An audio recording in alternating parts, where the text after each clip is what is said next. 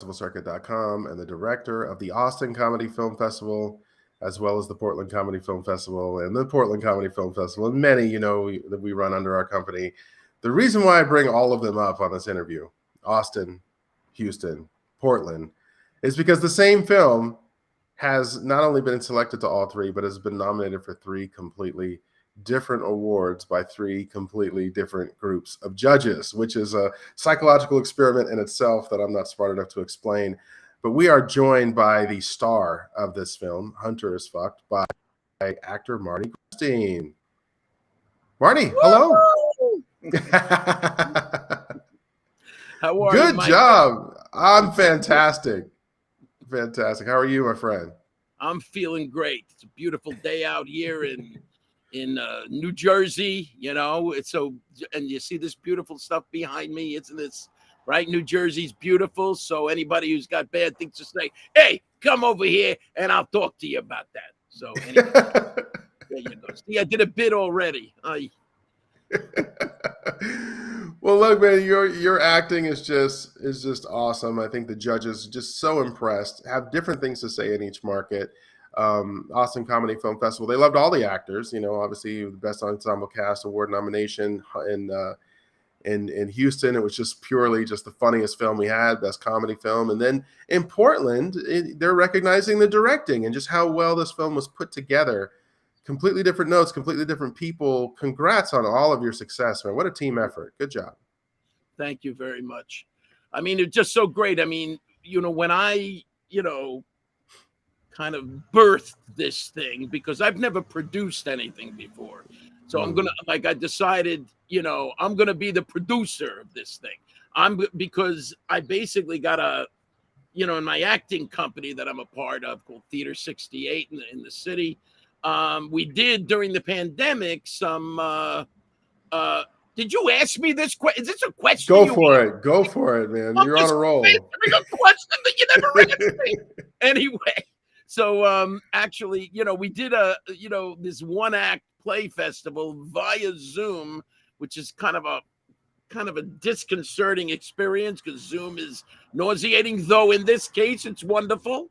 And I got a chance to play Hunter Thompson in this fictional short play that somebody wrote, and they cast me as Hunter Thompson. I just got really excited by performing that character's, kind of accessing his passion and insanity and creativity and all the good stuff that's him. So I decided, let me, at this point, I don't want to say goodbye to this yet.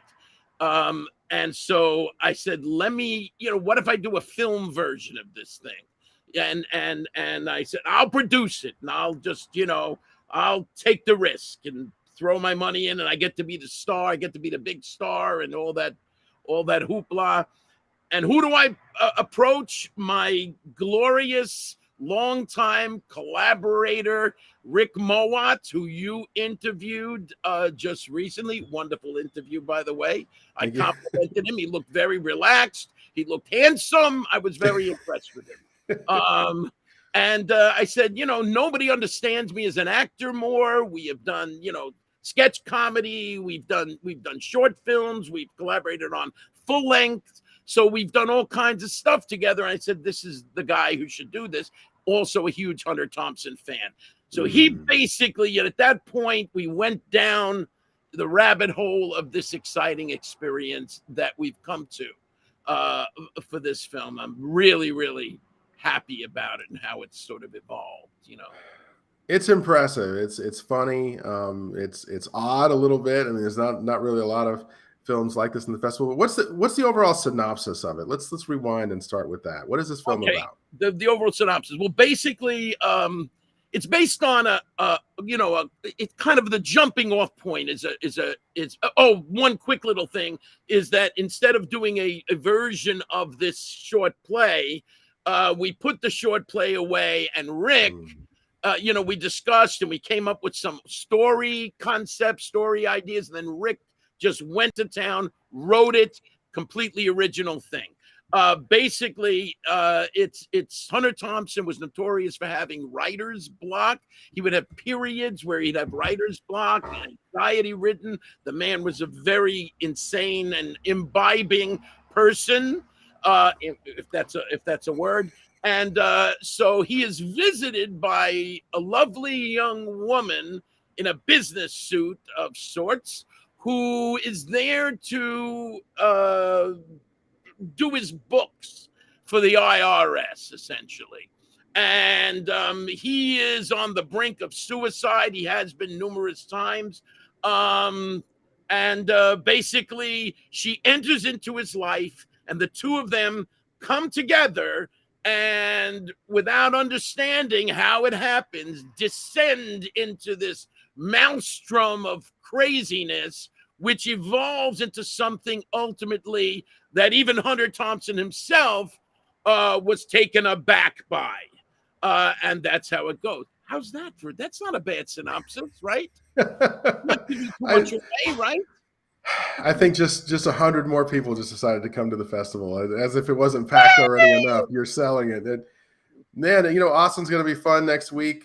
Portland's coming up, obviously, in a couple of weeks. You guys are doing the circuit, having a great time. But, sometimes people don't know the nuts and bolts, what goes into producing these things. And it's like a little bit of film school. Every time you decide to create a film, people see the finished product, but obviously things happen in production.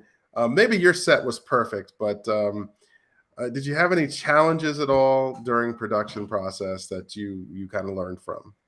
Well, first of all, I will repeat what you just said. Our set was perfect in that we had this wonderful lake house in Lake George, New York, that a friend of mine gave to us for free to utilize as we wish. And it was a wonderful, it's like right away, $1 million look to the thing based on that setting. So it was wonderful. The challenges were time. Time is always a challenge in that, there is so much to do. There's a desire to create as much as you possibly can and then get rid of it. So you get greedy. Let's do this. Let's do that. We'll do a little bit more here. And ultimately it just could not, you can't get everything you want on the thing ultimately. And so if you view that as a challenge, it's also a reality of, I think it's everybody's challenge, probably Scorsese even. Not that I'm comparing Rick to Scorsese or me to Robert De Niro, but definitely it's the ultimate thing. And so, yeah, that was a challenge. And, but to Rick's credit, he really did do a lot of rehearsing with us at the very beginning.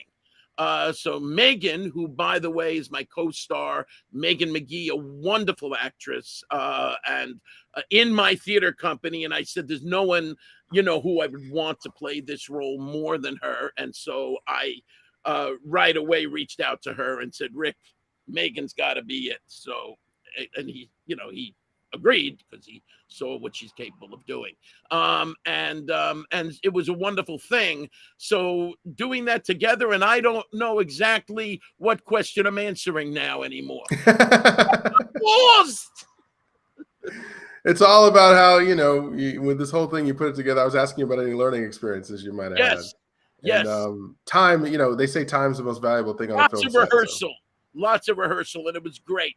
That was a wonderful thing. I would recommend to any new filmmaker or anybody, if you're going to build in stuff before you start the real money stuff going on, do some rehearsal. You earned it. It doesn't cost you much. It almost doesn't cost you anything. Do as much as you can before you get rolling, because once you're rolling, it's going fast. I got a personal question for you. So you could have done anything with your time, effort, energy. You could have told any story you wanted to, and you picked this. I understand the history behind, with Hunter Thompson, but personally for you, why did you want to do this role? Excellent question.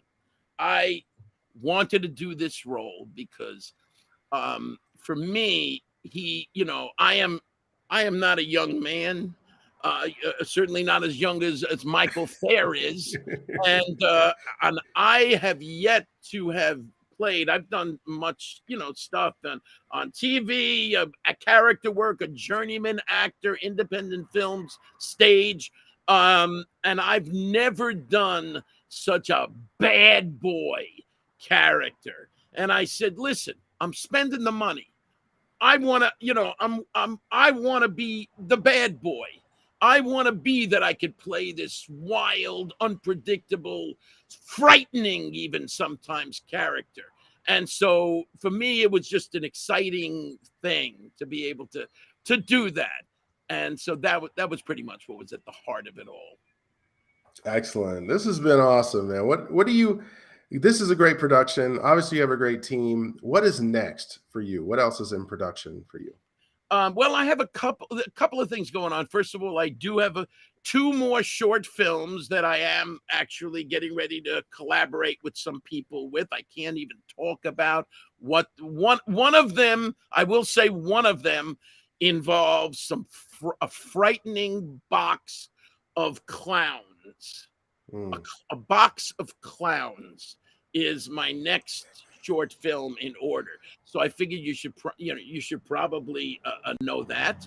And right now it's I've hooked up with this voice agent, and pretty much because I did the voice of a cartoon character, Courage the Cowardly Dog. So I was able, I've basically been doing these conventions and stuff. So as a result of all of that, there is talk about potential, always talk about it, a new Courage the Cowardly Dog to be done in some incarnation thereof. So God bless. I hope that happens. And but the box of clowns, I want you to.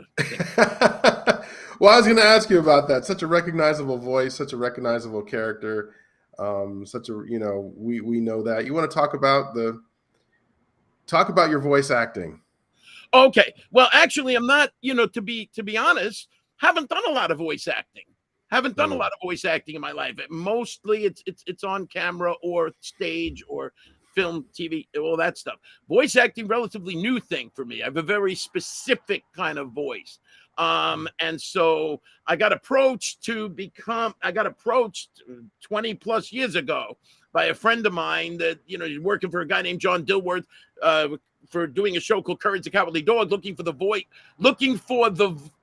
voice of that title character, and could not come up with who he wants. He's heard every established voiceover actor in the city, the big skilled voice actors of the city, couldn't decide. Over 200 voices he was listening to. So she said, at this point, I'm reaching out to anybody I could. She brought me in, and I got, pretty much I knew something was exciting about that. I got the role. And with John Dilworth, there was kind of a magic in the room, got the role, and there you have it. It went on to go 4 seasons, and just great. And as a result of that, it has kind of helped me meet other people and do other sorts of things. I did another voice, a cartoon animated short where I did the voice of. And I'm working on trying to get more of it. Not an easy thing to do, but Courage was pretty exciting for me. It's very, very well known. I don't know if you realize how many people you reach with that show, but an incredible following. Michael, I find that out at the festivals. I mean, not the festivals, the conventions that I go to. A lot of people very excited by that show. I'm honored to be a part of it. They love me. They love my character, and it was just so excited to be a part of that. And they actually did a crossover last year, Courage meets Scooby-Doo, called Straight Out of Nowhere. So now it's out there to be streamed. Yeah. New Courage with Scooby-Doo. So I'm riding on the Scooby-Doo coattails. God bless. The King Scooby-Doo. I haven't seen that yet, so now you got me going to the streaming. Man, it's good. It's actually good. I'm happy about it. Good stuff. Well, look, thank you so much for your time today. I look forward to meeting you for the first time in Austin next I week. look And forward to it myself, sir.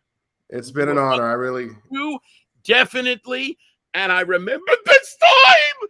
I definitely want to thank the judges, really the judges from all three of these wonderful events, and for choosing us to be a part of it, and especially my dear Michael. Thank you so much for believing in us and our project. Thank you. Thank you so much for the kind words. Our judges appreciate it in all the markets. I appreciate it. And just to have a chance to have you as a guest at the festival and show your film in front of a gigantic crowd, by the way. Very exciting time. So thank you, Marty. Thank you. Have a good one.